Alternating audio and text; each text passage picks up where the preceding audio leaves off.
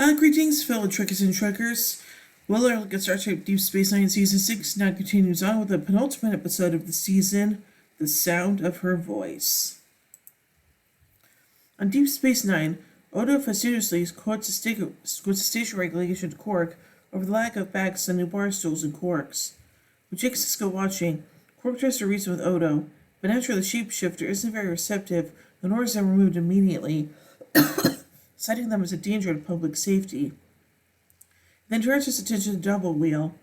However, then Major Kiranes walks in asking if he fancies lunch at the Klingon restaurant on the promenade. Odo forgets all about Quark and happily leaves with her. Quark notices the chance in Odo and points this out to Jake, who tells him Odo and Kira are in love.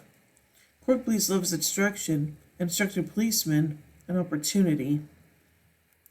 Meanwhile, the USS Defiant has successfully escorted the PQ-1 convoy to the vegan system and is on its way home from its long mission with a very tired and irritable crew. Accompanying them on the mission is Cassidy Yates, who was acting as convoy liaison officer for Starfleet Command. She and Benjamin Sisko are discussing the mission, a large number of reports she's had to file for Starfleet, when Dr. Bashir arrives. However, Bashir is too tired to have a conversation with the two. Yates remembers a time when he couldn't keep quiet, and Sisko jokes that he likes him better this way. Yates doesn't like the remark, calling him mean and doesn't believe Sisko and tells her he's kidding. The girl went served and Worf calls her on the bridge, telling Captain Sisko that a distress call has been picked up from the Thorian sector. In the distress call, the crew hear a female Starfleet officer's voice. Commander Gatsby's dead too. I didn't see any other escape pods leave before the ship was destroyed, so I may be the only survivor. My pod is trying to pour out on impact and the rain is pouring in. I'll take the radio as a replica with me. The environmental suits are damaged in the crash, so I'll have to rough it. This is an L-class world and the atmosphere is barely breathable out there. Repeat, this is a drone distress call. I am a citizen of the United Federation of Planets and a Starfleet officer. If you can hear me, please respond. My government will reward you with any assistance you can offer. And most of all, you'll be my personal heroes. Sisko tells Chief O'Brien to cut off the line. The words weighing heavy on him. Location 60 is away at maximum warp, and no other ships are in the area. Despite his weariness, the decision is made. The time will head to the sector. Sisko tells O'Brien to try and reestablish two-way contact, and when he does, tells the woman that her heroes are on the way. Later, in main engineering, O'Brien's busy trying to establish a two-way comm line and has left the channel open, meaning he can hear the woman, who is known to be called Lisa, as she talks about her surroundings and plead for help. Bashir arrives to see how O'Brien is getting on. The answer is not well, as the assistant will send the return signal due to the rotating subspace frequency she's transmitting the message on. Bashir then asks O'Brien why he keeps her voice on. O'Brien tells him it doesn't bother him, and that as she's all alone, as she's all alone, he wants to listen to her even if she doesn't know who he is. Also, he points out that sometimes it seems that Lisa is talking to him, especially when she talks about her family. O'Brien tells Bashir that she reminds him of his cousin. Bashir decides to leave the two of them alone, and O'Brien continues on his work, pausing for a moment as Lisa talks about her seemingly hopeless situation. On Deep Space Nine, Odo has just finished making sure Quark's prison Barstow is about to leave, but Quark asks Odo what he has planned for Saturday, the one with the anniversary of his and Kira's first date. One of her thinks that Quark is going to sell him something, but Quark tells Odo not to involve him and buy something off the promenade. Quark leaves, and Odo asks Jake jokingly if he ever heard anything as ridiculous as a 1-month anniversary. When Jake's expression says that he doesn't find it so ridiculous, Odo suddenly isn't so sure of himself and goes onto the promenade to find something to buy for Kira. Jake has had enough of observing the situation and asks Quark what's going on. Jake is in the midst of writing a crime novel but has hit a wall, as his characters are believable and thinks following Quark around and observing his illegal activities would help him out. Quark is at first reluctant, but finally agrees to let Jake in on the plan on the condition that he ends up in Prantor fighting his way back to Captain Sisko. Quark then tells Jake that he has his own plans for Saturday night. O'Brien is still working on the comm line with Lisa talking in the background. Cassidy arrives and asks O'Brien if he's uncomfortable with her being on the Defiant, given that she's a civilian and the Defiant is a warship. O'Brien tells her he isn't, and that they've had civilians aboard before. He tells him she was worried about that, but before the conversation could go any further, the two catch on that Lisa's shouting for their attention, and she was able to hear the two talking.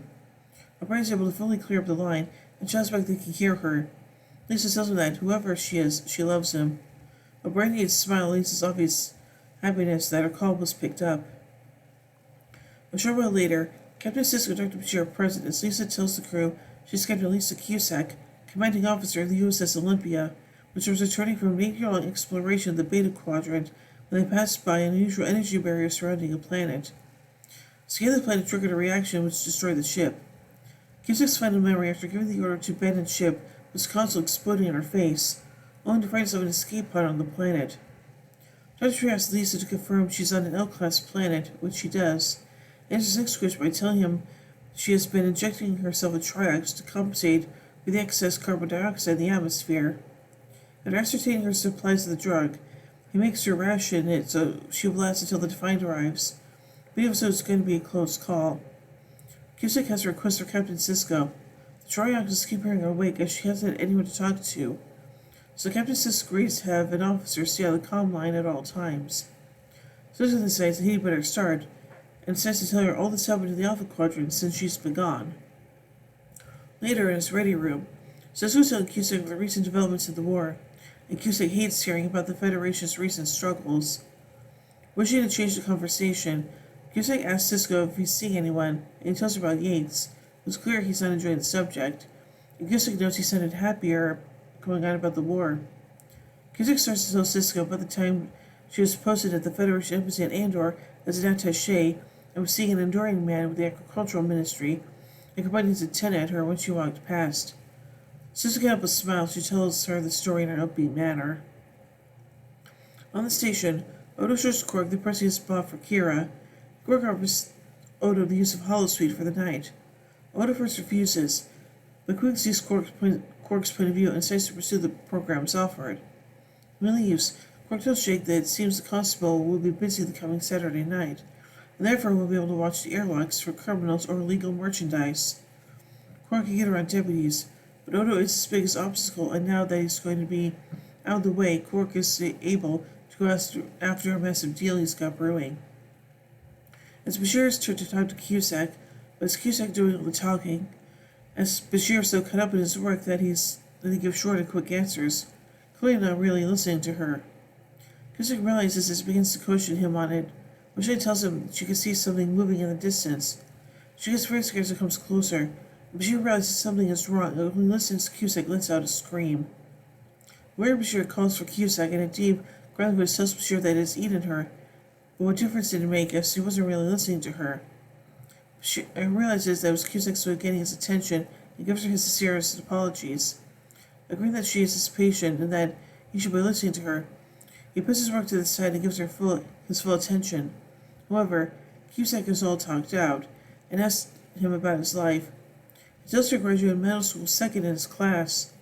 Cusack tells Bashir that he's just talked to himself in a situation and so it can take days to talk himself out.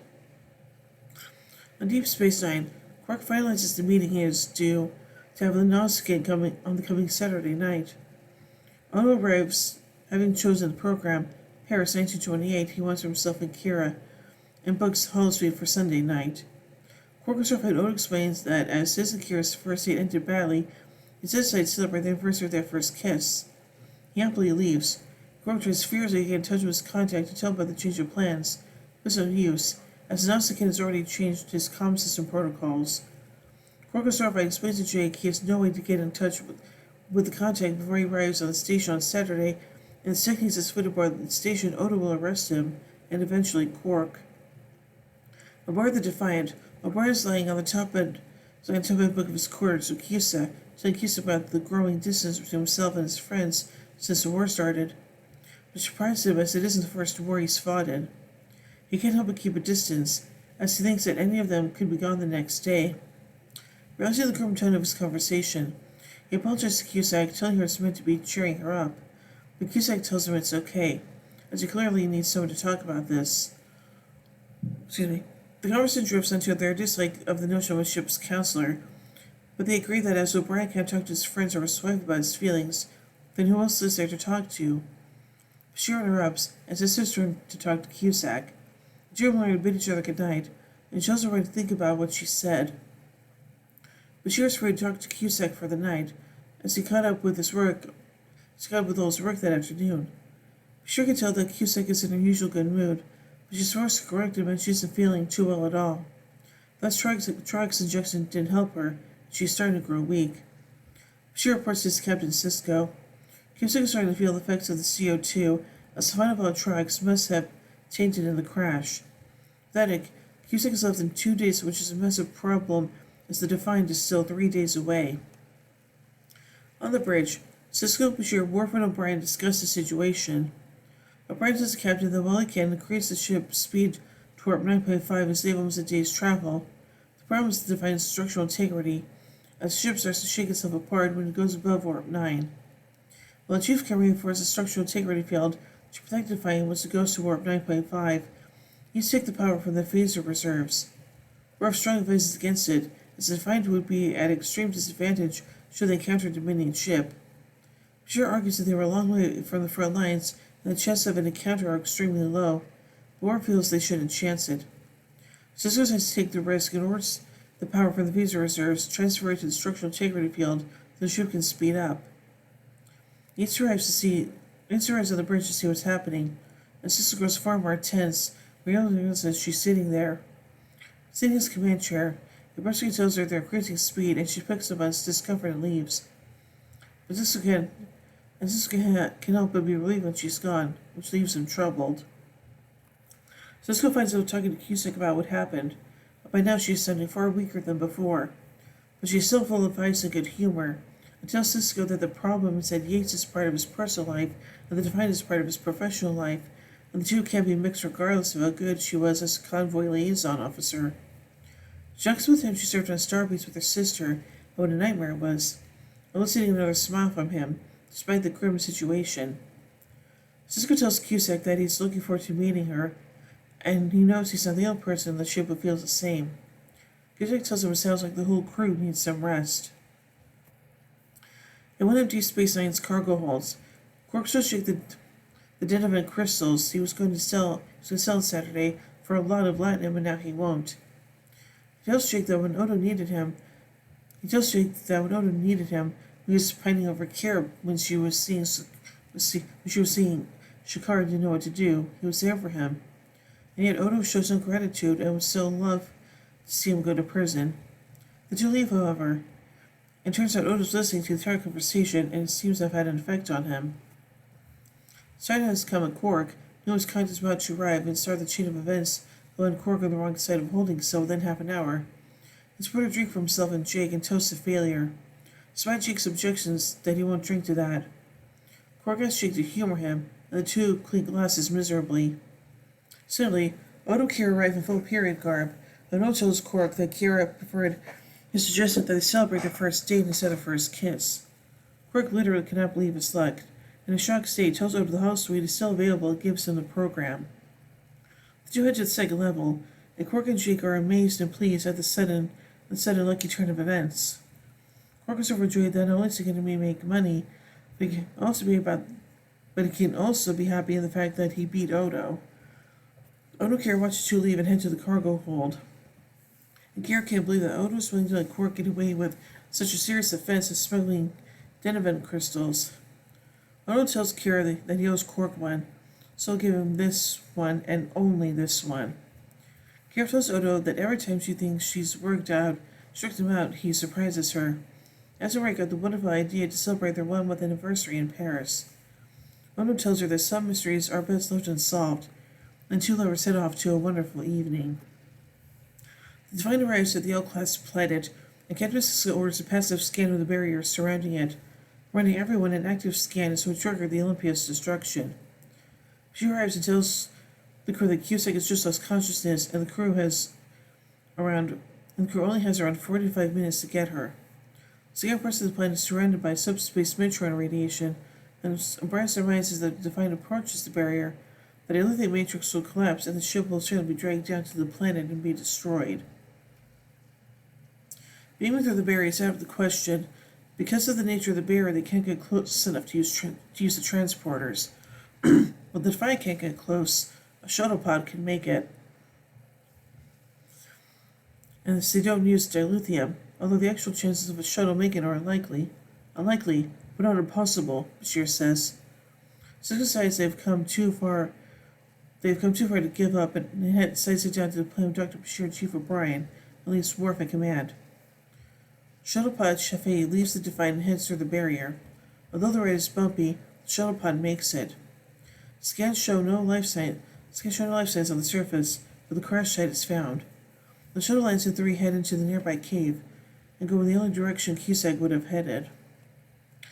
Bashir calls over and over and finds the body of a woman wearing an out-of-date Starfleet uniform clutching a high spray in her comm unit.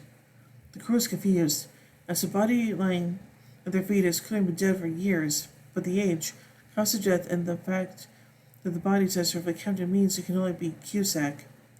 The scans from medical tricorder show she's been dead for over 3 years. Cisco asks, if Cusack has been dead for 3 years, then who has the crew been talking to this whole time? O'Brien theorizes that the unusual compensation of the barrier was a time shift of Cusack's signal forward in time, and as a result, the return signal shifted back in time. She was dead long before they received her distress signal. They never had a chance to save her. This leads to the issue of what to do now. O'Brien feels they should bury her, but Cisco disagrees and decides rather than leave her buried in just a cave on an isolated planet, they should keep Cusack's body with them so she can have a proper send-off among friends.